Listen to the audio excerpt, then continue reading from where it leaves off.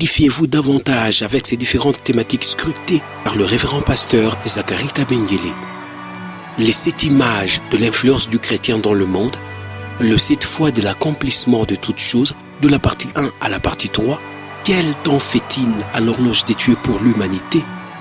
Délivré de l'esclavage pour servir l'Éternel, de la partie 1 à la partie 7. La résurrection du Seigneur Jésus-Christ. Les événements eschatologiques, de la partie 1 à la partie 10. Ce qui entre en toi détermine ce qui est en toi. La double portion, de la partie 1 à la partie 5. Retrouvez-nous également sur toutes les plateformes de réseaux sociaux. Zacharie Kabengele, nouvelle cité de David. YouTube, Zacharie Kabengele à Bible ouverte. Nous sommes là ce matin encore pour te servir. Oui, car notre vie, c'est une adoration de toi, Dieu le Père. Kwa sababu maisha yetu inakuwa maabudu kwako wewe Baba. Notre vie, c'est consacré à t'adorer. Maisha yetu ni yenye kutolewa kwa sababu ya kuabudu, à te servir kukutumikia par le Saint-Esprit, kwa msaada wa Roho Mtakatifu. ton esprit, Roho wako, dont nous célébrons la venue dans le monde, nous commémorons la venue dans le monde aujourd'hui encore. mwenye tunasherekea na kukumbuka ujio wake duniani tena leo. Oui, Père Céleste, c'est vrai qu'un jour, Ndiyo Baba aliye mbinguni, ni kweli siku moja, par la bouche du prophète Joël, kupitia kinywa cha nabii Yoeli, tu as promis la venue de ton esprit dans le monde. ulihaidia ujio wa Roho wako duniani. Et lorsque les temps fixés souverainement par toi sont arrivés, Wakati uliotengeneza bila kutegemea mtu yako ilipofika, après que le Seigneur Jésus ait confirmé la prophétie de Joël, kisha Bwana Yesu Kristo kuhakikisha ile unabii wa Yoeli, 50 jours après sa résurrection, masiku 5 kisha ufufuko wake, tu as accompli la prophétie de Joël. ulitimiza matabiri ya Yoeli. Le Seigneur Jésus a dit, Bwana Yesu alisema, il faut que je rentre vers le Père. tafadhali nirudi kwa Baba, Et quand je vais arriver là-bas, je prierai le Père. na wakati nitafika kwake nitamuomba Baba, Je vais lui demander d'accomplir Joël tamuomba atimize Yoeli et d'envoyer le Saint-Esprit. na mtume Roho Mtakatifu. C'est vrai, il est monté 40 jours après sa résurrection. Ni kweli alipanda kisha masiku 40 ya ufufuko Et à wake, peine 10 jours après, na kisha siku 10, Acte 1:8 s'est accompli. Joël 2:28 ou Joël 3 s'est accompli. Matendo la Mitume 1:28 ilitimizika, Yoeli 2 ilitimilika au 3. Père Céleste, merci au nom de Jésus Baba aliye mbinguni, asante katika pour jina la Yesu, l'opportunité que tu nous donnes de commémorer la venue de ton esprit kwa dans sababu le ya monde. mafanikio na tupatia kusherekea ujio wa Roho Mtakatifu duniani.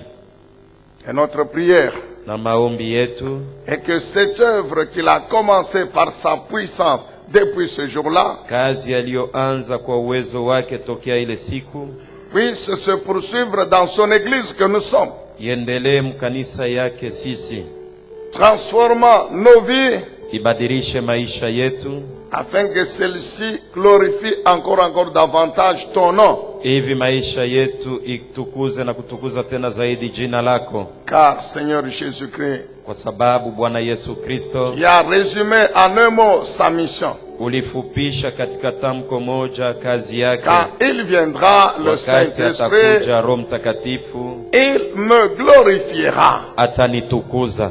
C'est écrit dans Jean 16, verset 14. Imeandikiwa katika Yohane 16:14. C'est pourquoi Dieu le Saint-Esprit, merci. Ndio kwa sababu Mungu Roho Mtakatifu asante. Cette semaine encore où nous allons commémorer ta venue et célébrer ton nom, te célébrer. Juma hii tutasherekea kuja kwako na kuburudikia na lako wewe. Ta puissance va opérer encore davantage dans l'église. Uwezo wako utatenda tena zaidi mukanisa na ndani ya maisha ya kila mtu kwa pekee. Dans ce pays et dans le monde. Ndani ya nchi hii na ndani ya dunia yote. Pour établir encore davantage le règne, la puissance de notre Dieu. Kwa sababu ya kuweka tena zaidi utawala na uwezo wa Mungu wetu. Le pouvoir. Na hivi l'autorité mamlaka et la puissance du nom glorieux et puissant de Jésus-Christ. Uwezo ya jina la utukufu na la uwezo ya Yesu Kristo. Maintenant nous abandonnons encore à toi, Dieu le Saint-Esprit. Sasa tunajiachilia tena ndani ya mikono yako Mungu Roho Mtakatifu. Pour que tu puisses nous parler. Hivi uongee nasi. Nous parler sur toi. Ongea nasi kuhusu wewe. Nous parler sur Dieu. Ongea nasi kuhusu Mungu. Sur ton identité. Kuhusu kitambulisho kyako. Et sur ton œuvre dans ce monde. Na kazi yako duniani. Merci de glorifier encore le nom du Seigneur Jésus. Asante kwa kutukuza tena jina la Bwana Yesu Kristo. Au nom de Jésus-Christ. Katika jina la Yesu Kristo. Amen. Amina. Nous acclamons le nom du Seigneur. Tupike makofi juu ya jina la Bwana. Qu'il soit loué, qu'il soit béni notre Dieu. Asifiwe na abarikiwe Mungu wetu. Oui, bien-aimé peuple de Dieu, comme vous venez de l'entendre dans cette prière. Ndio wapendwa watoto wa Mungu, kama vile mnatoka mkusikia maombi. Aujourd'hui, leo 31 mai, tarehe 31 Mai, ça fait exactement 50 jours imetimilika masiku 50 depuis que nous avons célébré tangu tulisherekeaka la résurrection du Seigneur. Ufufuko wa Bwana. C'était le 12 avril. Ilikuwa tarehe 12 mwezi wa 4. Et aujourd'hui, l'Église commémore la venue du Saint-Esprit dans le monde. Na leo kanisa inasherekea ujio wa Roho Mtakatifu duniani. En accomplissement toujours de la parole de Dieu. Mukutimiza na mkutimilika kwa neno la Mungu. Nous nous rappellerons toujours. Tutaendelea na kukumbuka kila siku. Il n'y a rien que notre Dieu le Tout-Puissant a fait dans ce monde. Hakuna hata kitu kimoja kenye Mungu wetu alitimiza mdunia. Que ce soit concernant la vie du Seigneur Jésus-Christ. Iwe ni kuelekea maisha ya Bwana Yesu Kristo. Que ce soit concernant le Saint-Esprit. Iwe ni kuelekea Roho Mtakatifu. Il n'y a rien que notre Dieu a fait sans l'avoir au préalable annoncé. Hakuna kitu Mungu wetu alitimiza bila yeye ukitangaza. Il voulait par là prouver que c'est une œuvre qu'il avait déjà accomplie. Alipenda kuonesha waziwazi ya kwamba ni kazi yenye alishatimiza zamani. Et que donc rien n'allait empêcher son accomplissement dans le monde. Na hakuna kitu kinaweza kuzuiza kutimilika kwa kile kitu duniani. Et aujourd'hui, na leo, nous commémorons donc la venue du Saint-Esprit. Tunasherekea ujio wa Roho Mtakatifu. Alors nous allons nous rafraîchir rapidement la mémoire. Alafu tutakumbushana haraka haraka en lisant quelques paroles prophétiques. Mukusoma maneno mbalimbali ya unabii qui ont précédé sa venue. Ilitangulia kuja kwake. Ainsi que leur accomplissement. Na matimiziko yake. Joël chapitre 2. Yoeli sura yake ya pili. Le verset 28. Shairi yake 28. Dans d'autres versions, c'est Joël chapitre 3. Katika ufafanuo ya Biblia ingine ni Yoeli sura ya 3. Verset 1 et 2. Mstari wa kwanza hadi wa pili. Donc, dans des anciennes versions comme Louis II, c'est Joël 2, 28-29. Louis II ni Yoeli sura ya pili, mstari 28 na 29.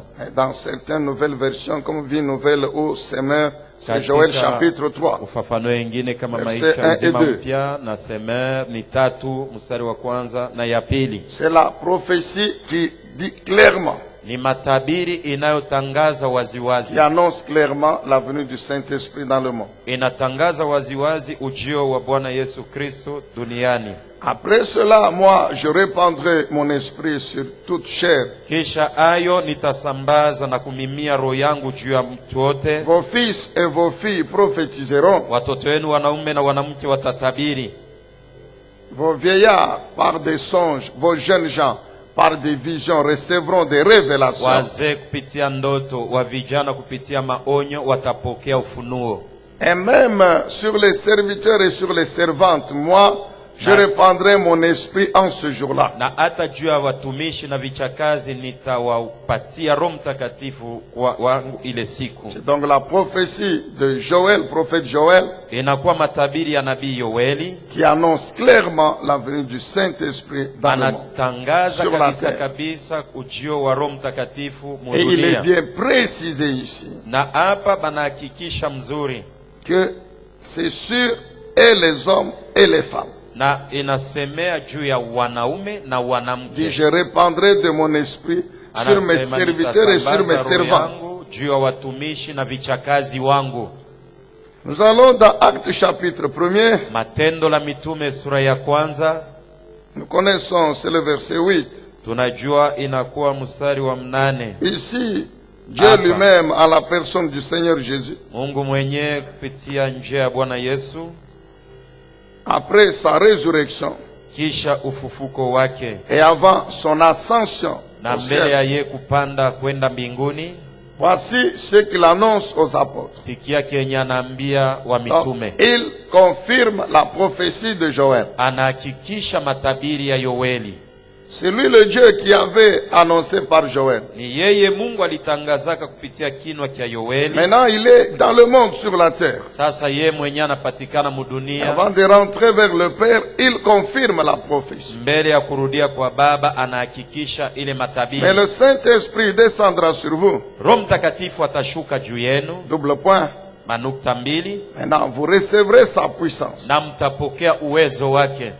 C'est une version qui traduit très bien la pensée du Seigneur Hii inakuwa ufafanuo, inaonesha na kusikiliza mzuri wazo la Bwana, et qui contredit les enseignements mensongers na inapinganisha ile mafundisho ya uongo de certaines sectes religieuses, ya madini mbalimbali, démontrant que le Saint-Esprit n'est qu'une puissance, ce n'est pas une personne. yayo inataka kuonesha batu ya kwamba Roho Mtakatifu ni uwezo, Et lakini ici, le siye Seigneur Mungu. Jésus lui-même, il précise. Hapa Bwana Yesu Kristo mwenyewe Il anahakikisha, dit, mais le Saint-Esprit descendra sur anasema vous. lakini Roho Mtakatifu atashuka Et juu quand il yenu. va descendre sur vous, il vous communiquera sa puissance. Wakati atashuka juu yenu atamiamkizia uwezo wake, Et ainsi, vous serez mes témoins à Jérusalem, na ni vile mtakuwa washuhuda wangu ku dans Yerusalema, toute la Judée, katika Yudea yote, dans la Samarie, Musamaria, et jusqu'aux extrémités du monde. mpaka na kumipaka ya dunia.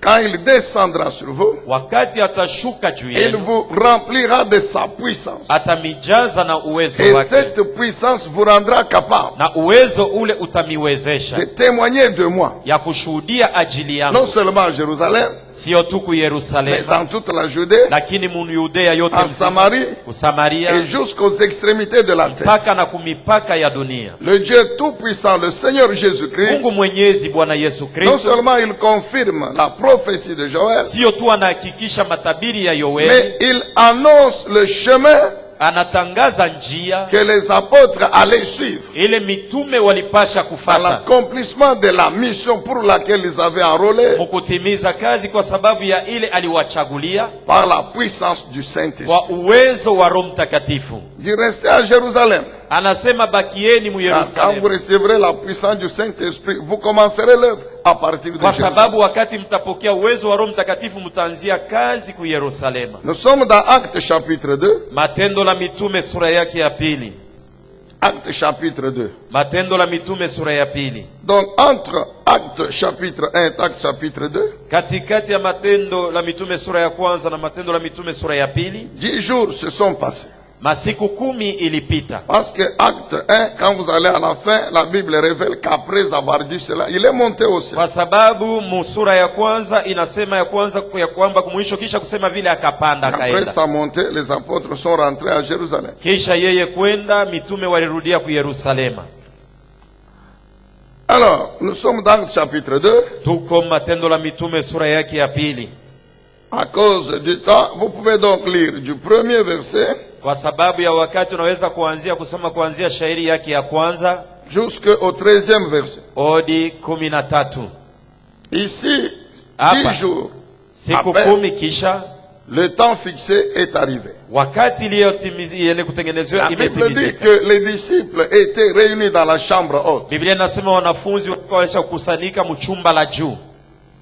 Les disciples. Wanafunzi. Quand vous allez, vous rentrez dans Acte 1, je crois le verset. Ukirudie musura yake ya kwanza ya Matendo la Mitume, Acte chapitre 1, Matendo la Mitume sura yake ya kwanza, vous lisez le verset 14. unasoma shairi ya 14. La Bible révèle là-bas Biblia inafunua pale les disciples qui étaient dans la chambre, qui étaient réunis. wanafunzi walikuwa walishakusanyika. La Bible dit que d'un commun accord, ils se retrouvaient souvent pour prier. Biblia inasema kwa kupatana walikuwa wanapatana mara na mara juu ya kuomba Avec quelques femmes. na wanamke chache. Et la Bible précise, parmi ces femmes, il y avait Marie, la mère de Jésus. Na hata Biblia inahakikisha ya kwamba katikati ya wale wanamke kulikuwa Maria mama wa Yesu. Il n'y a pas eu deux mères de Jésus. Yesu hakukuwaka na mama bawili. Il y a eu une seule mère de Jésus, c'est Marie. Mmoja tu ni Maria. Na Biblia Et elle inahakikisha. était avec les disciples. les Biblia femmes. inasema alikuwa pamoja na Et il wanafunzi. y avait aussi les frères de Jésus. Na kulikuwa na wanduku wake wa Yesu. C'est-à-dire ceux qui étaient nés charnellement Ni kusema wale de walizaliwa Joseph et de Marie. mkimwili tokea Yosefu na Maria. Et la Bible dit que tous ils étaient au nombre de 120. Biblia inasema wote kwa pamoja walikuwa 112. Est-ce que vous pouvez dire Amen partout où vous êtes? Sema amina mahali popote unapatikana. 120. 112. Parmi lesquels il y avait les apôtres. Katikati yao kulikuwa na mitume Et les autres disciples, dont les femmes. na wanafunzi wengine Maria. vile vile na wanamuke na Maria.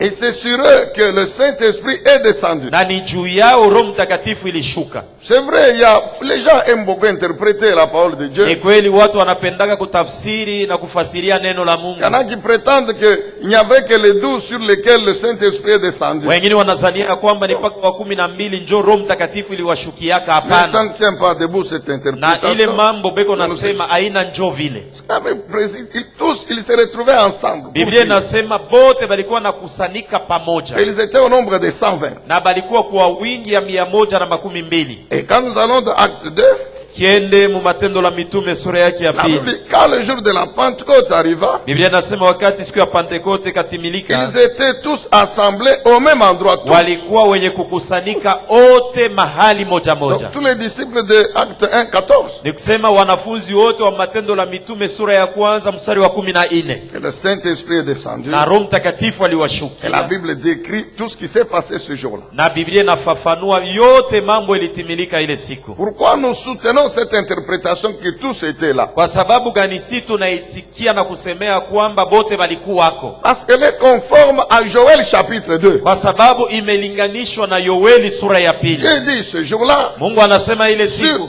tous mes serviteurs et mes servants, juu ya batumishi bangu bote na vichakazi bangu bote, je vais les remplir tous ce jour-là. nitawajaza wote ile siku Tous. wote.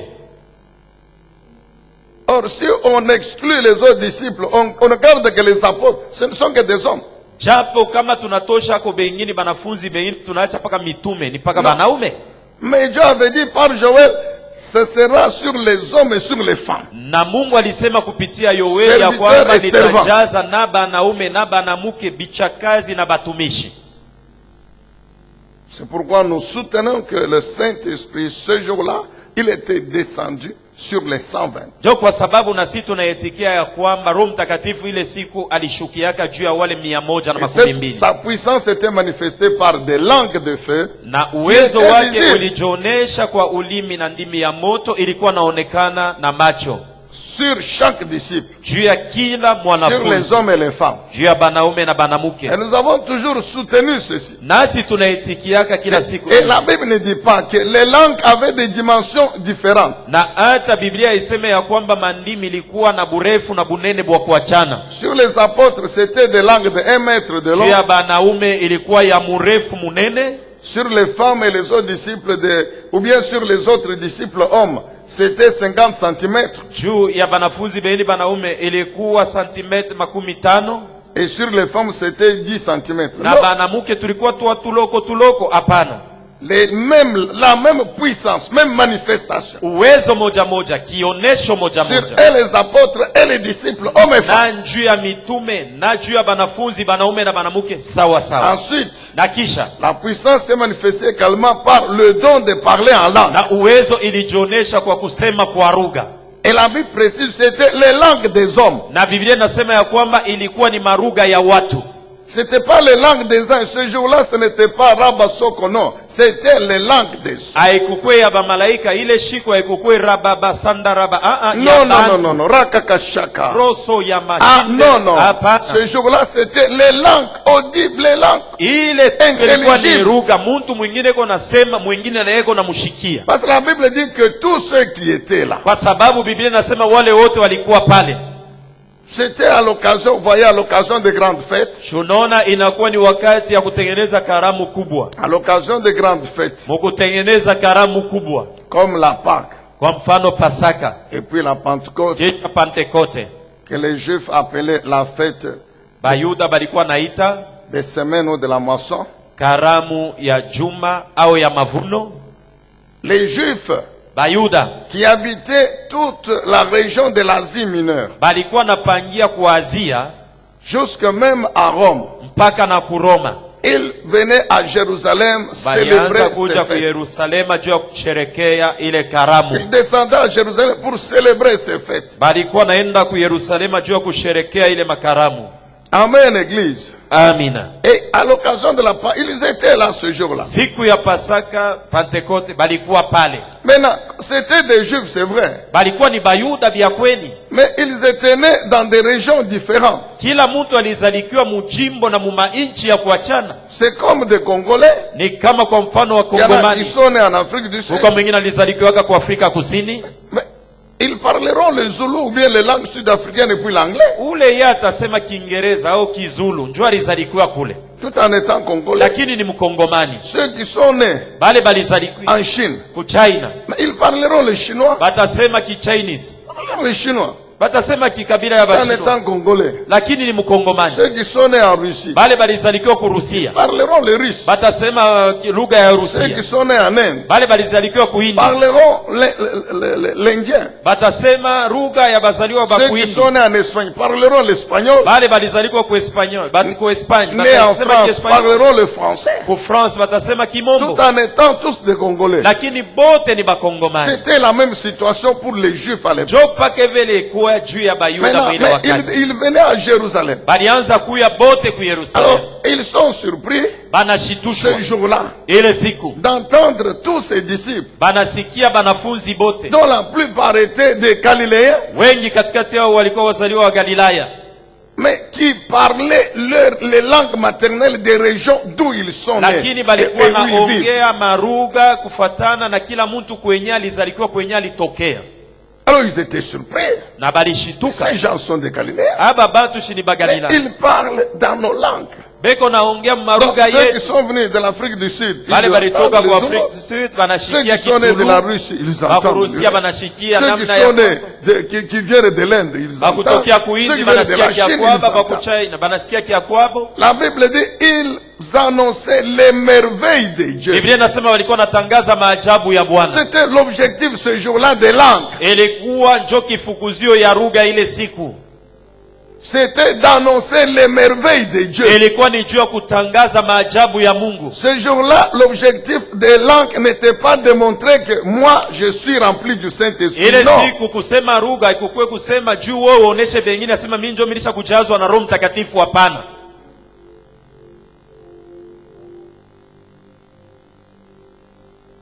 Comme on entend souvent les gens dire, tu ne peux pas prétendre que tu es rempli du Saint-Esprit si tu ne parles pas en langue. Donc tu n'as pas la puissance, tu n'es pas puissant. Non, écoute mon frère, ce jour-là, les langues, c'était pas que les disciples démontrent qu'ils étaient plus puissants que tout le monde. Non. Le Saint-Esprit leur avait donné de s'exprimer dans les différentes langues des hommes afin qu'ils entendent le message. Quel était le message dont que la Bible qualifie de merveilles de Dieu? C'est le message qui concernait Jésus-Christ. C'est ce qu'ils annonçaient. C'est ce qu'ils annonçaient. Tout ce que l'Éternel Dieu avait prédit, ça s'est accompli. Jésus est venu. Le Messie, c'est lui le Messie. Il est mort. Il est ressuscité. Il est monté au ciel, comme Dieu l'avait dit. Et il a envoyé le Saint-Esprit. C'était ça le message. Ce qui fait que quand ces Juifs sont rentrés chez eux après la fête de la Pentecôte, c'est eux qui étaient les premiers évangélistes.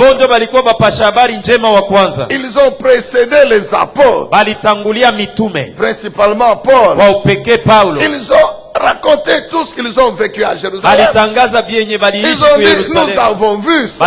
Des gens en train de parler. Et voici ce qu'ils disent.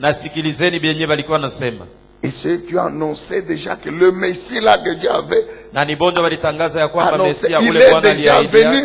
Son nom c'est Jésus-Christ. Il est mort. Il est ressuscité. Il est rentré au ciel. Et le Saint-Esprit que Dieu avait aussi promis, il est descendu. Amen, bien-aimé dans le Seigneur. Amina. Ça, c'est un peu la petite histoire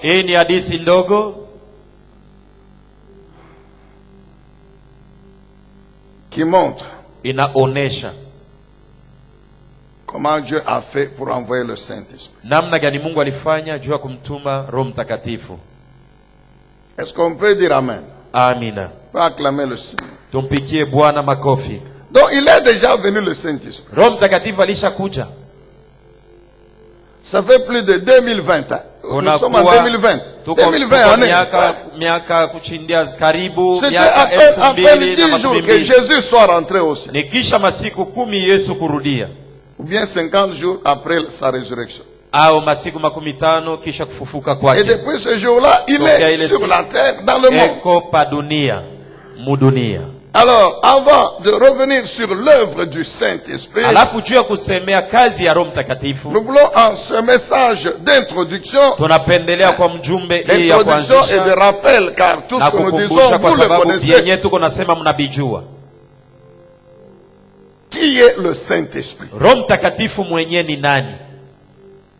Quelle est exactement son identité? C'est important, mon frère. C'est vrai, on ne va pas, à cause du temps, parcourir toute la Bible pour montrer qui est le Saint-Esprit. Mais par quelques passages bibliques, nous allons comprendre qui il est. Et bien-aimé chrétien, surtout toi chrétien, fais quand même un effort pour connaître l'identité de ton Dieu.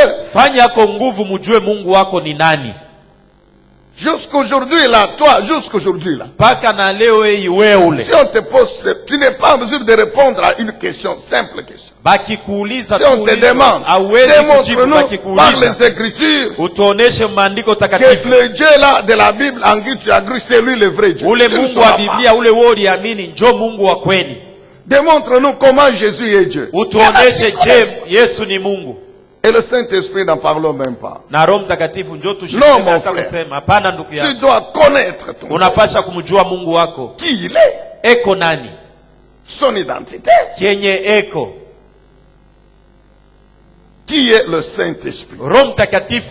Matthieu chapitre 28.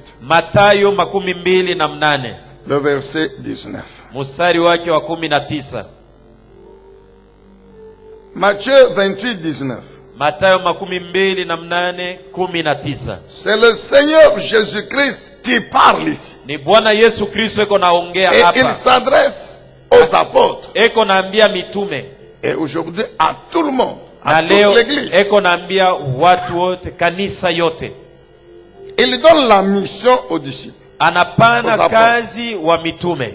Il dit allez partout dans le monde. Anasema endeni duniani mzima. Faites des disciples parmi tous les peuples. Amutunge wanafunzi katikati ya watu. C'est-à-dire des gens qui doivent me connaître, bale banapasha kunijua, qui doivent croire à moi, banapasha kuniamini et obéir à mes paroles. Na kutii neno langu. Donc en d'autres termes, faites dans les nations mes disciples. Mukusema kuingine katikati ya mataifa mupate Faites kufundisha déjà watu des nations mes wawe disciples. wanafunzi wangu. Parmi tous les peuples. Katikati ya watu wote. Baptisez-les au nom du Père. Muwabatize kwa jina la Baba, du Fils la Mwana et du Saint-Esprit. na Roho Mtakatifu. C'est Jésus qui révèle. Ni Yesu anafunua. Et regardez bien comment c'est écrit. Angalieni vizuri namna gani C'est imeandikwa. écrit baptisez-les au nom du Père. Imeandikwa muwabatize katika jina la et Baba, du Saint-Esprit. la Mwana na Roho Mtakatifu. Un seul nom. Nikusema ni jina tu moja. Il n'est pas dit au nom du Père, aseme kwa jina la Baba, au nom du Fils, kwa jina la Mwana, et au nom du Saint-Esprit. kwa jina la Roho Mtakatifu. Comme pour dire que c'est trois dieux différents. Kama kusema ni Mungu batatu bakuachana. C'est pourquoi ils ont trois noms différents. Kwa sababu kila Mungu eko na jina yake. Un seul nom. Ni jina moja. Un seul nom. Jina moja. Jésus révèle ici Yesu anafunua hapa que en réalité il existe un seul Dieu. Kwa ukweli Mungu eko ni moja, qui a un seul nom, eko na jina moja, qui s'appelle Dieu le Père, le Fils et le Saint-Esprit. Anaitwa Mungu Baba, Mwana na Roho Mtakatifu. Anasema kwa jina la Baba, la Mwana na Roho Mtakatifu. Un seul Dieu, Mungu moja, mais qui existe en trois personnes. Lakini eko na ishi katika hali ya umungu, hali tatu. Donc Dieu le Père, sema Mungu Baba, Dieu le Fils, Mungu Mwana, et Dieu le Saint-Esprit. Mungu Roho Mtakatifu. Donc le Saint-Esprit, il est Dieu. Roho Mtakatifu ni Mungu. Ici Jésus lui-même. Hapa Yesu mwenyewe. Il révèle l'existence de la Trinité divine. Anaufunua Mungu moja lakini mwenye kutenda muhali tatu. Trois personnes divines. Mungu moja katika hali vitatu, représentant un seul Dieu. Ene kumaanisha Mungu moja.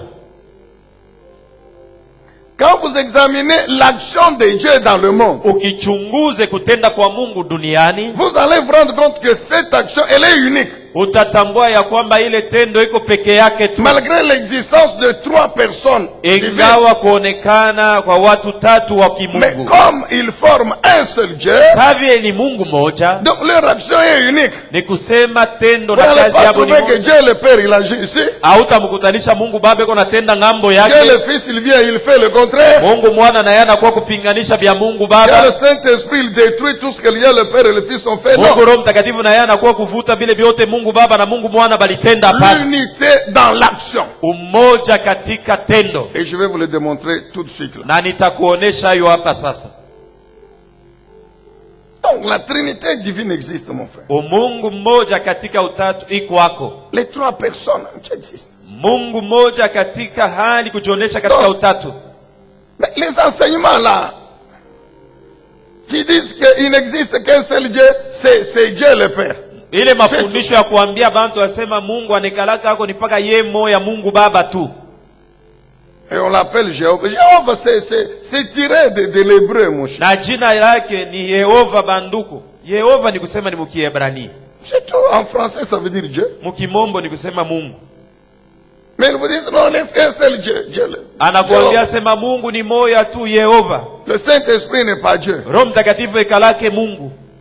C'est une puissance. Ni uwezo tu. Et vous trouvez les chrétiens qui croient en des enseignements. Na unakutanisha bakristo wanasema amina. Ignorance. Kwa sababu ya ujinga. Mais c'est écrit ici. Shibirisha kuandika wapi. Quand vous lisez Jean 14, 15, 16.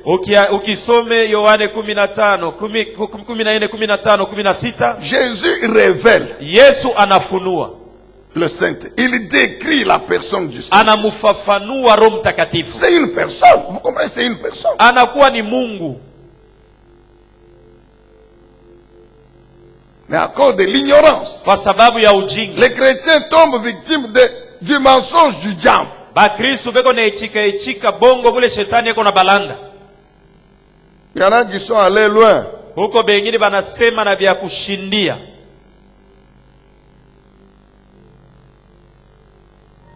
Prétendant et croyant que le prophète de leur religion c'est lui le Saint-Esprit. Banazania ya kwamba na kuamini ya kwamba ule nabii wa dini yabo njoo Yesu.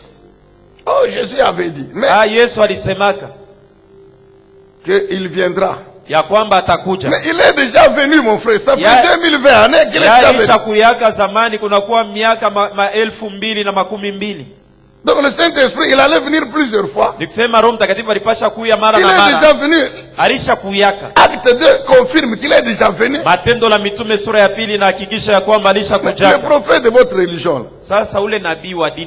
Même s'il est mort. Il est déjà mort. Mais il est né après Jésus. Il est né après la venue du Saint-Esprit. Il y en a, leur prophète, il est même vivant. Et il a convaincu ses adeptes que c'est lui, le Saint-Esprit que Jésus a vu. Donc il prend la Bible. Vous voyez comme c'est le menteur là, le diable là. Il prend la Bible. Jésus lui-même il a dit qu'il va venir. Je vais demander à Dieu, il va vous envoyer. Mais il ne leur montre pas acte 2. Non. Et vous trouvez les gens qui croient.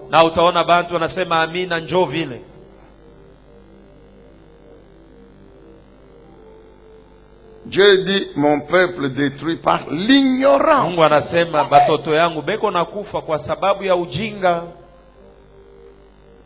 Mais c'est écrit pourquoi? Pour que, au travers de ces écritures, nous connaissions notre Dieu. Nous connaissions son identité. Et c'est cette connaissance qui contribue à notre salut. Jésus dit, vous connaîtrez la vérité. Et la vérité va vous libérer. Va vous affranchir, va vous délivrer. Et Dieu dit alors, comme vous refusez, vous êtes détruits. Vous prenez la décision délibérément d'oublier ma loi, moi Dieu.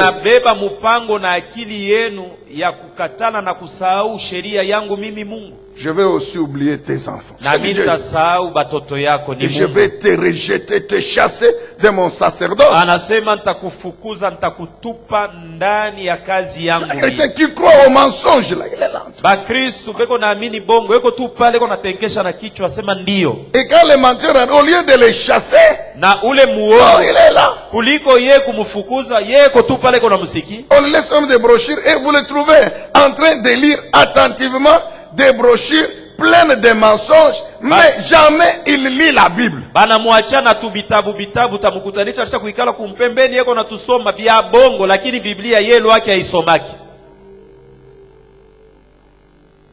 Des chrétiens qui méritent la prison. Dites amen, peuple de Dieu. Donc le Seigneur Jésus, il révèle la Trinité divine. Trois personnes, pas trois dieux, non. Trois personnes en un seul Dieu. Dieu le Père, Dieu le Fils et Dieu le Saint. Donc le Saint-Esprit, il est Dieu. Toujours concernant son identité, tout en étant Dieu, mais toujours la Bible, que lui-même a inspiré. Lui qui, le Saint-Esprit, selon donc son inspiration, il révèle que tout en étant Dieu, il est en même temps l'Esprit de Dieu le Père et l'Esprit de Dieu le Fils.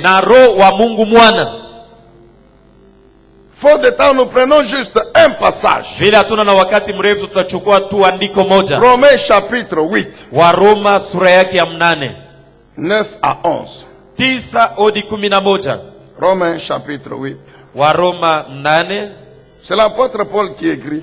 Mtume Paulo anaandika, inspiré par le Saint-Esprit. Mwenye kuvuviwa na Roho Mtakatifu. Et voici ce qu'il dit. Nasikieni bien ici il s'adresse aux Romains, c'est-à-dire aux chrétiens romains qui avaient cru en Jésus. Hapa anaongea na Waroma ni kama Wakristo walimwamini Yesu. Il dit vous au contraire. Anasema lakini nini?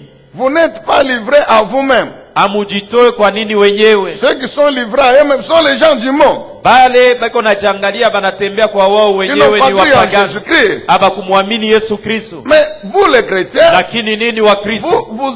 Vous dépendez de l'esprit. Mwe mnategemea Roho.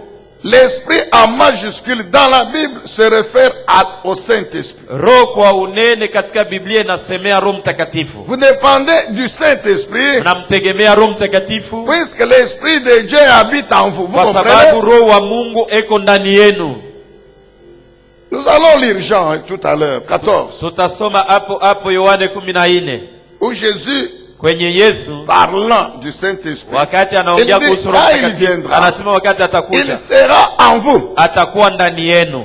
Non seulement avec vous, mais il sera en vous. Sio tu atakuwa pamoja nani, na atakuwa ndani yenu. C'est ce que Paul écrit aux Romains ici. Ndio kenye Paulo anaandikia wa Roma hapa. Il dit l'Esprit de Dieu habite en vous. Anasema Roho wa Bwana anapangia ndani yenu. Comme l'Esprit de Dieu habite en vous, vile Roho wa Bwana anapangia ndani yenu. Vous dépendez de cet esprit. Nikisema mnategemea Roho ule. C'est le Saint-Esprit. Ni Roho Mtakatifu. Mais présenté ici comme étant en même temps l'Esprit de Dieu. Na hapa anamaanishwa na kutambulishwa kama Roho wa Mungu. Si quelqu'un n'a pas l'Esprit du Christ, kama mtu anakosa Roho wa Kristo, il ne lui appartient pas. Ana wa Kristo. Dans le même verset, paka mshairi moja moja, tantôt l'Esprit de Dieu, wakati ingine Roho wa Mungu, et nous comprenons qu'il s'agit du Père. Na hapa tunaelewa ya kwamba ni Baba. Tantôt l'Esprit de Christ, wakati ingine ni Roho wa Kristo. Alléluia. Amina. Donc le Saint-Esprit, Roho Mtakatifu, il est l'Esprit de Dieu le Père. Ni Roho wa Mungu Baba. En même temps l'Esprit de Dieu le Fils. Tena Roho wa Mungu Mwana.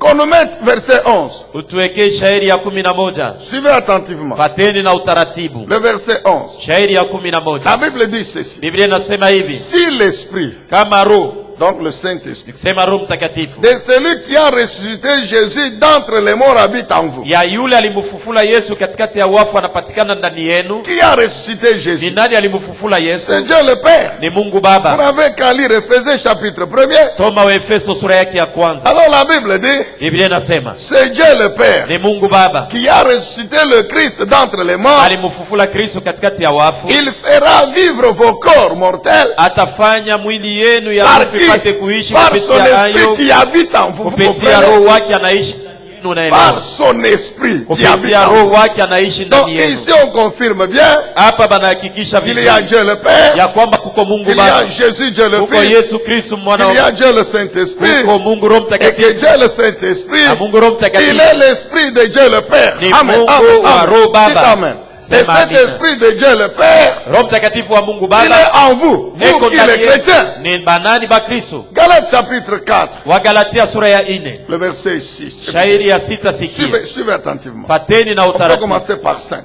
Tuanzie na 5. Nous sommes en train de comprendre tuko naelewa qui est le Saint-Esprit. Roho Mtakatifu ni nani? Ni ya muhimu. Alors la Bible, Galates chapitre 4 verset 5. Wa Galatia 4:5. Pour libérer ceux qui étaient soumis à ce régime, le régime du diable. Juu ya kufungula benye balikuwa balishatiishwa na matengenezo ya shetani. Alors il nous a ainsi permis d'être adoptés par Dieu comme ses fils. Na hivi alituruhusu tupate kukubaliwa na Mungu kama wana wake. Qui est Dieu? C'est Dieu le Père. Mungu hapa ni nani? Mungu Baba. Il nous a adoptés comme ses fils. Alituitika kama wana wake. Alors la Bible dit au verset 6. Biblia inasema kushairi ya 6. Alors puisque vous êtes bien les fils de Dieu le Père. Kwa sababu nini ni watoto wa Mungu Baba? Le même Dieu a envoyé dans nos cœurs. Mungu moja moja alituma mioyoni mwetu. Ici c'est l'homme intérieur, l'esprit. Hapa ni mtu wa kiroho ndani. Il a envoyé l'esprit de son fils. Alituma roho wa mwana wake. Donc le Saint-Esprit, qui est l'esprit de Dieu le Père, Dieu l'envoie en nous, qui avons cru en Jésus. Et la Bible dit que quand il vient en nous, il vient au titre de l'esprit de Jésus qui est le Fils de Dieu. Na Biblia inasema ya kwamba kama anakuja ndani yetu nina cheo ya roho wa mwana anayekuwa Yesu mwana wa Mungu wakati yuko ndani yetu. Il crie tous les jours. Analalamika kila siku. Abba, c'est-à-dire Père. Abba ni kusema baba. C'est-à-dire il dit à Dieu le Père. Eko naambia Mungu Baba. Celui-ci il est à nous. Ni wetu sisi. Il vous appartient. Ni wetu sisi, ni wako wewe. Amen l'église. Amina. Bien-aimés, retenons ceci. Wapendwa tujueni hivi. Que Jésus le Fils de Dieu. Ya kwamba Yesu mwana wa Mungu. Il a donné à tous ceux qui croient en lui. Alipana wenye walimwamini. Le statut de fils de Dieu. Kitambulisho kia wana wa Mungu. Alléluia. Amina. Et il a garanti en eux la présence de l'Esprit Saint qui est leur esprit. Qui est l'Esprit de Dieu. Anahakikisha ndani yao uwepo wa Roho Mtakatifu anayekuwa roho wao. Jean chapitre 1 verset 12. Yohane sura ya kwanza 12. Jean 1 verset 12. Yohane sura ya kwanza 12. Nous parlons sur l'identité du Saint-Esprit. Tuko naongea kuhusu kitambulisho kia Roho Mtakatifu. Certains pourtant l'ont accueilli. Wengine walimpokea. Ils ont cru en lui. Walimwamini. Lui c'est qui? C'est Jésus. Yeye ni nani? Ni Yesu. Que la Bible présente comme étant la lumière. Biblia inamtambulisha kama Qui mwangaza. est venu parmi les siens, donc ses frères dans la chair juif. Alikuja katikati ya banduku yake, ni kusema banduku yake katika mwili Bayuda. Mais qui ont refusé de croire en lui. Lakini balikataa kumwamini. Mais les autres gens des nations ont cru. Lakini watu wengine wa mataifa waliamini. Et la Bible dit quoi? Na Biblia inasema nini? Il leur a accordé le pouvoir, le privilège de devenir enfants de Dieu. Na faida ya kuwa watoto wa Mungu. Tous les hommes sont créés par Dieu. Watu wote wanaumbwa na Mungu. Aujourd'hui les 8 milliards sont créés toujours par Dieu. Ndio leo mamiliardi 8 inaumbiwa na Mungu. Tous ne sont pas enfants de Dieu. Lakini haina bote ni watoto ba Mungu. Ne sont enfants de Dieu. Mwenye anakuwa mtoto wa Mungu. Et ceux qui ont cru en Jésus. Mpaka mwenye alimwamini Yesu. Tu sais que la Bible, c'est ce que la Bible dit, mon frère. Vile Biblia inasema ndugu yao. Oh, la parole de Dieu, c'est ça la vérité. Japo neno la Mungu ndio ukweli. Alléluia. Amen. Alors nous avons dit ceci. Tulisema hivi. Quand nous avons dit qu'il y a un seul Dieu, qu'il y a un seul nom. Et nous avons dit qu'il y a l'unité dans l'action de Dieu. Il n'y a pas de contradiction. Non, ni d'opposition, non. Pourquoi? Parce que toute l'œuvre de Dieu dans le monde, depuis la création, est l'œuvre de l'Esprit de Dieu, qui est Dieu le Saint-Esprit. C'est lui qui déploie sa puissance. Comme il est l'Esprit de Dieu le Père et l'Esprit de Dieu le Fils. Donc c'est lui qui agit. Alléluia. Jésus dit quoi? Jean chapitre 16. Il dit quand il viendra, il prendra ce qu'il a. Donc il prendra ce qui vient du Père. Et il vous annonce. Et Jésus dit que tout ce que le Père a, moi, il me l'a donné. C'est pourquoi il dit, même il prend ce qui est du Père. Il prend ce qui vient de moi. Et il vous annonce. Et ce qui vient du Père. Et ce qui vient de moi. Comme ce qui est au Père est à moi. Tout ce que le Père a est à moi. Est-ce que vous comprenez ça? C'est Jésus qui parle. Il dit que tout ce que le Père a est à moi. Alors maintenant, si le Saint-Esprit prend quelque chose de la part du Père, il vous annonce, c'est la même chose que si c'était moi qui vous annonce. Parce que ce qui est du Père, le Père me l'a donné. Alors c'est le même Saint-Esprit qui opère. Vous comprenez? C'est pourquoi j'ai dit il y a l'unité dans l'action de Dieu. Il y a un seul Dieu. Genèse chapitre 1er. Je vous donne un exemple pour que vous compreniez. Genèse chapitre 1er. Verset 1 et 2. Shairi ya kwanza odi ya pili. Genèse 1. Mwanzo sura yake ya kwanza. Verset 1. La Bible dit ceci. Mstari wa kwanza Biblia inasema hivi. Au commencement, Dieu a créé le ciel et la terre. Mwanzo Mungu aliumba mbingu na dunia. La Bible dit que or la terre était alors informe et vide. C'est-à-dire la terre n'avait pas la forme qu'elle a aujourd'hui. Haikukuwa na mfano na ilikuwa mtupu. Nikusema kwa mwanzo ilikuwa na mfano yenye tunajua leo. C'est la planète Terre ici. Ni dunia hii tunajua. Ce n'est pas la terre ici bulongo ya inje, non. C'est la planète Terre. Aina bulongo hii kama unatoka elle n'avait pas la forme qu'elle a aujourd'hui en 5 continents. Haikukuwa na mfano ile nakuwa nayo leo mabahara tano. Séparée par les océans, non. Inatenganishwa na mabahara kubwa. C'était une seule boule. Ilikuwa ni kitu tu kimoja. Que les géologues appellent le supercontinent. Na ile wa geolojia banasema ilikuwa bahara tu kimoja kiote. Tous les continents étaient unis, se formait un seul continent. Nikisema bahara tano yote ilikuwaka kimoja, kinene kio kenye. C'est ce que la Bible dit ici. Na njoo vile Biblia inasema hapa. Et la Bible ajoute que inaongeza ya kwamba Biblia il y avait l'eau qui couvrait ce continent. Kulikuwa maji ilikuwa ilishafurika ile bahara, puis les ténèbres, na kisha giza, et au-dessus na juu le Saint-Esprit. Roho Mtakatifu. C'est ça que la Bible révèle. Njoo vile Biblia inatufunulia. Et les sciences géologiques ont confirmé ça. Na hata maarifa ya geolojia inahakikisha vile. Il y a plusieurs milliards d'années. Kuko miaka na miaka.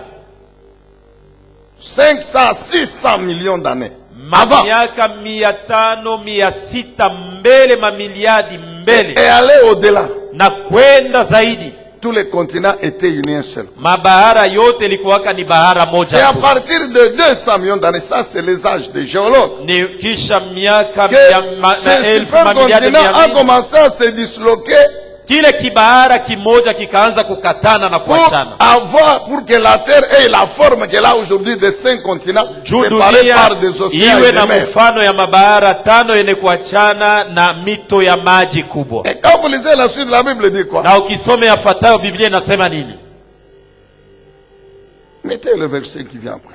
Dieu dit quoi? Mungu anasema nini? Que la lumière soit et la lumière fut. Mwangaza iwe na mwangaza ikawa. La Bible continue. Biblia inaendelea. Dieu vit que la lumière était bonne, il sépara la lumière des ténèbres. Mungu akaona mwangaza ilikuwa mzuri akaitenga na giza. Nous continuons. Tunaendelea. Dieu appelle la lumière jour et les ténèbres nuit. Mungu anaita mwangaza mchana na hata giza usiku. Un soir et matin, ce fut le premier jour. Magharibi asubuhi ilikuwa siku ya kwanza. Suivez maintenant la suite. Fateni yafuatayo. Dieu dit qu'il y ait une étendue entre les eaux pour les séparer. Mungu anasema kuwe urefu katikati ya maji juu ya kuitenganisha. Et Dieu fit l'étendue. Na Mungu akaweka ile achanisha. Il sépara les eaux qui sont au-dessus des eaux qui sont en bas. Na akachanisha maji ya kutoka juu na ya kutoka chini. Et la Bible ajoute encore. Na Biblia inaongeza tena. Dieu appelle l'étendue le ciel. Na Mungu akaita kile kia juu kiende kuachana na kia chini mbingu. C'est là où vont les nuages aujourd'hui. C'est ça les eaux qui sont au-dessus de l'étendue. Njoo kule mawingu inaendaka. Njoo kinakuwa kia yulu kiende kuachana na kia chini.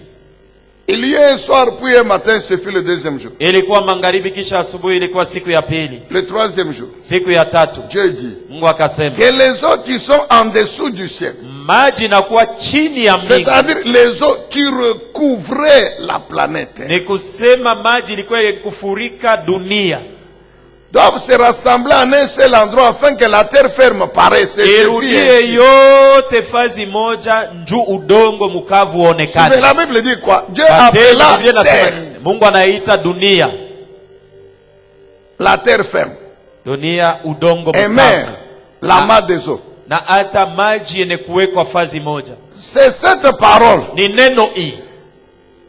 Qui a fait que la planète Terre, qui était un seul bloc, inafanya kwamba bahara dunia ilikuwa kimoja, couverte par les eaux, yenye kufunikwa na maji. C'est cette parole qui a fait que ni neno la Mungu ilifanya ya kwamba le seul bloc commence à se séparer en fragments. Kile kitu kimoja kikaanza kutengana kuachana chana kwa vipande. Et les eaux qui la recouvraient ont commencé à remplir les fossés entre les différents blocs. Na maji ilianza kujaza mumantundu ile bulongo na dunia ilianza kuachana achana kwa babara. Et ainsi les fossés remplis d'eau. Na ile mashimu yenye kujazwa na maji. C'est Dieu qui les appelle mer ou bien océan. Ni Mungu anaita bahara kubwa au mito kubwa. Dites bien amen. Sema amina ya mzuri. Et le sec, Dieu l'appelle terre, ou bien continent, qu'on appelle aujourd'hui continent. Na mkavu Mungu anaita udongo ama anaita baara leo. Quand cette parole est sortie de la bouche de Dieu, wakati neno hili litoka et mkinywa même cha Mungu, que la lumière soit, etc. na wakati aliposema mwangaza iwe na vingine, sasa roho wa Mungu, Roho lui Mtakatifu, qui incarne la puissance de Dieu, yeye anakuwa ndani yake na il a uwezo, déployé sa puissance alitumikisha uwezo pour wake que cette parole hivi neno hii sortie de la bouche de Dieu. yene kutoka mkinywa Et cha nous savons Mungu. que la parole et l'esprit, la parole n'est pas du matériel. Na On ne la voit pas, la neno parole. sauti ni On ne roho peut aina ya pas saisir kupapasa. la parole avec les mains. Hawezi kushika On ne peut misemo pas na donner à mkono. la parole une couleur. Hawezi kupatia misemo rangi. C'est pourquoi la parole relève du spirituel. Ndio kwa sababu sauti inatokea Maintenant, kukiro. le Saint-Esprit Sasa Roho a Mtakatifu déployé sa puissance alitumikisha uwezo pour wake que cette parole hivi neno qui est du spirituel inatokea mkiro soit matérialisée ipate kupapaswa na en des kuonekana choses physiques visibles. na vitu vya kuonekana na macho. Et quand Dieu a dit que Wakati Mungu les alisema eaux se séparent, maji itengane soit en un lieu, iwe fazi moja et on va appeler ça mer. na itaitwa bahara kubwa, Et la partie sec qui restera, on va appeler terre ou continent. na kipande kikavu kitaitwa dunia ama udongo kavu ama bahara. Cet esprit a déployé maintenant sa Roho puissance. Mtakatifu akatumikisha uwezo Et wake il a commandé maintenant aux événements naturels na de se produire. akaamuru vitu vya kuonekana vya kawaida vitendeke. Et ces événements, la géologie les décrit. Ile mambo Ils ont jeolojia commencé à se inaifafanua produire il y a 200 millions d'années. ilianza kutendeka kunakuwa miaka na miaka, maelfu na maelfu.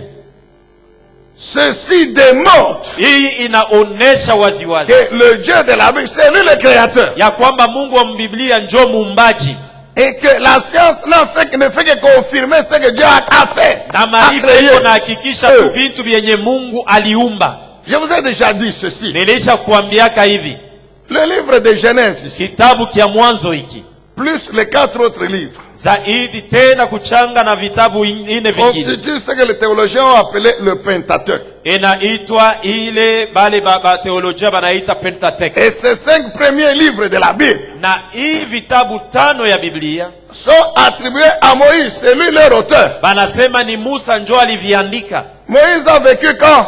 Musa aliishi wakati gani? Au moins 14 siècles avant que Jésus ne vienne sur la terre. Comment? Kunakuwa miaka na miaka mbele ya Yesu afike pa dunia, 14e, 15e siècle avant Jésus-Christ. na kunakuwa miaka 1050 mbele ya Yesu Et kufika il pa a dunia, écrit ces livres avant qu'il ne meure. na hata aliandika hivi vitabu mbele ya yeye kufa. Il a écrit avant de mourir. Aliandika mbele ya yeye kufa. Notez ceci encore. Na jueni tena hivi, Si les 4 livres kama vitabu ine qui commencent par Exode, inaanza na hata Kutoka, Lévitique, Walawi, Nombre, Deutéronome, Hesabu na Kumbukumbu la ce Torati, sont les livres qui sont contemporains de Moïse. inakuwa vitabu vyenye Musa aliandika wakati yake ye. Moïse physiquement commence avec Exode.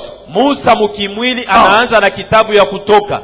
C'est Exode qui nous montre l'existence de Moïse sur la terre. Kitabu ya Kutoka ndio kinatuonesha kuishi kwa Musa pa Donc, dunia, tous les événements qui sont décrits dans le livre de Genèse, na mambo yote imeandikwa inasemwa mkitabu kia Mwanzo. Moïse en tant qu'homme ne les a pas connus. Musa kama mwanadamu akubiishi, Car c'était avant qu'il ne naisse kwa sur la sababu terre. ilitendeka mbele ya yeye kuzalikwa pa dunia. Mais quand vous lisez le livre de Genèse, Lakini ukisome kitabu kia Mwanzo du premier au dernier livre, mon kuanzia frère, shairi ya kwanza sura ya kwanza mpaka ya mwisho, c'est ndugu comme si yangu, Moïse était vivant. utaona saa contemporain de Musa cet événement. alikuyaka ako wakati Et vitu c'est viko ça qui natendeka, prouve na njoo inaonesha que la waziwazi Bible, ya kwamba c'est Biblia la parole de Dieu, neno la Mungu c'est l'œuvre du ni Saint-Esprit. kazi ya Roho C'est lui Mtakatifu, qui a révélé à ni yeye Moïse alimfunulia Musa.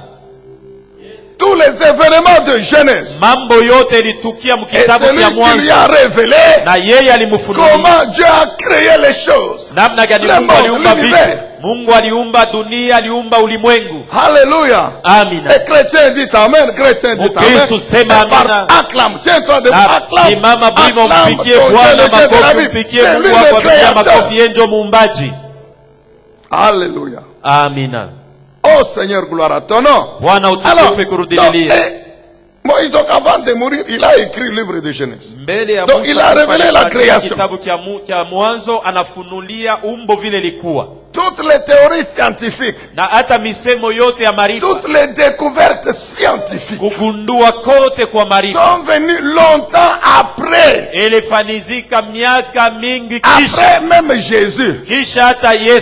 Alléluia. Amen. Dites bien Amen. Je vous parle de la géologie, non? C'est vers le 19e, 20e siècle.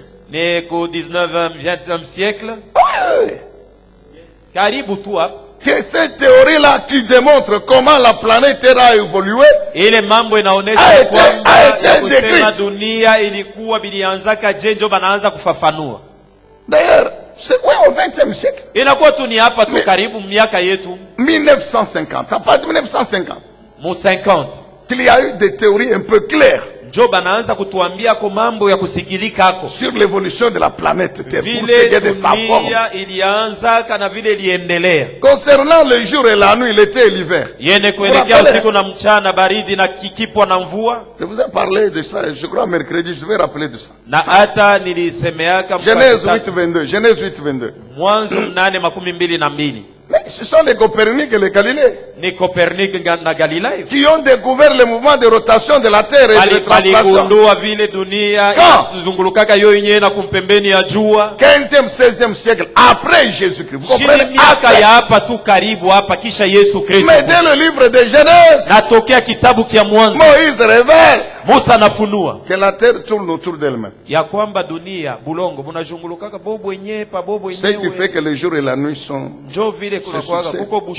et qu'elle tourne, pendant qu'elle tourne autour d'elle-même, elle tourne autour du soleil. Ce qui a comme conséquence les saisons, les climats. C'est le Dieu de la Bible qui est le créateur de toutes choses. Et c'est son esprit qui est le Saint-Esprit que nous célébrons encore cette semaine. Le grand jour s'est levé. Dieu nous a visités. Voici les temps nouveaux. Chantons gloire à l'agneau. Nous recevons de Christ ce qui l'avait promis, le Saint-Esprit est là. Les grands jours s'est levé. Dieu nous a visités. Voici les temps nouveaux. Chantons gloire à l'agneau. Nous recevons de Christ ce qu'il avait promis, le Saint-Esprit est là. Édifiez-vous davantage avec ces différentes thématiques scrutées par le révérend pasteur Zacharie Kabengele. Les 7 images de l'influence du chrétien dans le monde, le 7 fois de l'accomplissement de toutes choses, de la partie 1 à la partie 3, quel temps fait-il à l'horloge des Dieu pour l'humanité? Délivré de l'esclavage pour servir l'Éternel, de la partie 1 à la partie 7. La résurrection du Seigneur Jésus-Christ. Les événements eschatologiques, de la partie 1 à la partie 10. Ce qui entre en toi détermine ce qui est en toi. La double portion, de la partie 1 à la partie 5. Retrouvez-nous également sur toutes les plateformes de réseaux sociaux. Zacharie Kabengele, Nouvelle Cité de David. YouTube, Zacharie Kabengele à Bible ouverte.